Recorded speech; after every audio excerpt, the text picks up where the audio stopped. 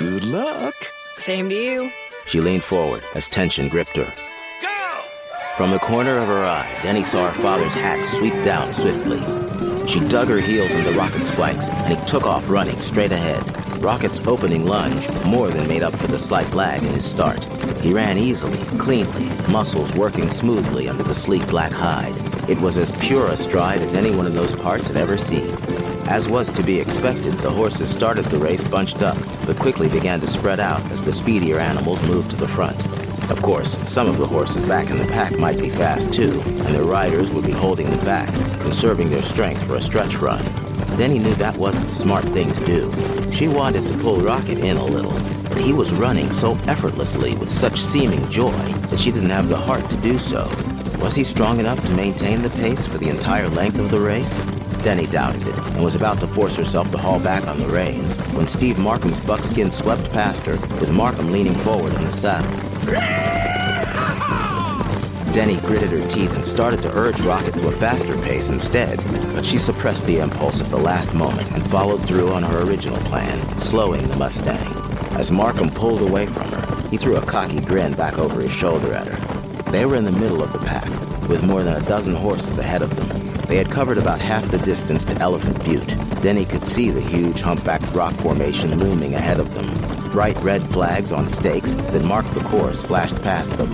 Another few minutes and they would reach the big sweeping turn that would take the horses back toward the ranch headquarters. She could tell that Rocket wanted to run harder and faster, but she continued holding him in. Once we've made the turn and covered about half the distance back to the finish line, it'll be the time for us to make our move. If she could keep the Mustang under control until then. Up ahead, the front runners had reached the turn. They swept around it and headed back in the direction from which they had come. That leg of the course angled in and gradually followed the same route as it led out. Denny saw Steve Markham ahead of her on the buckskin. The horse had slowed, but not for the turn, because they hadn't gotten there yet.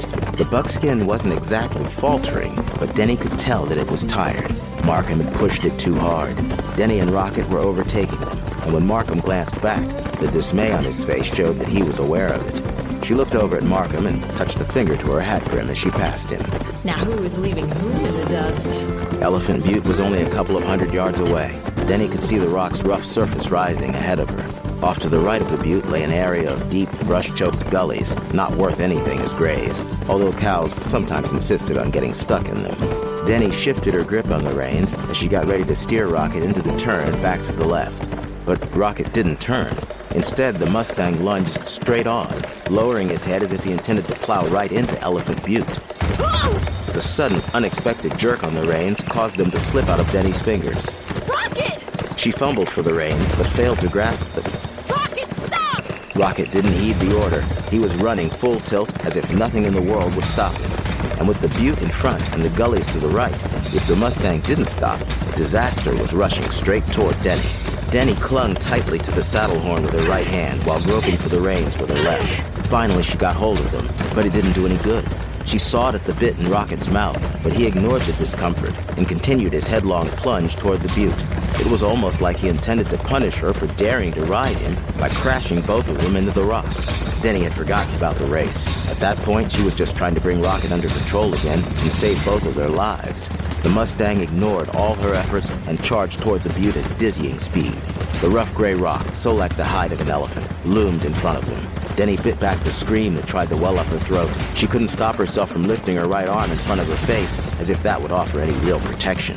At the last moment, with the nimbleness of a true Mustang, Rocket changed direction, twisting and darting to the right. For a second, Denny's left stirrup brushed against the rock. Then Rocket lit out into the area with the gullies slashing through it. Rocket, no! He paid no more attention to that than he did to her efforts to haul back on the reins. The first of the gullies was just a few strides away. She felt Rocket gathering himself underneath her. With a powerful kick, Rocket leaped into the air and soared over the slash in the earth. Denny clamped her legs to the Mustang's sides and held tightly to the saddle horn. Rocket cleared the gully easily and landed with nimble grace. Denny hoped he would stop, but he didn't. He pounded on at full speed toward the next gulch, wider than the first, clearly intending to jump over it as well. Denny wasn't sure he could make it. Whoa, you dog-gasted horse! She jerked on the reins, trying futilely to get Rocket to stop. The gully was only about 20 yards away, and the brink came closer with each racing stride of the Mustang.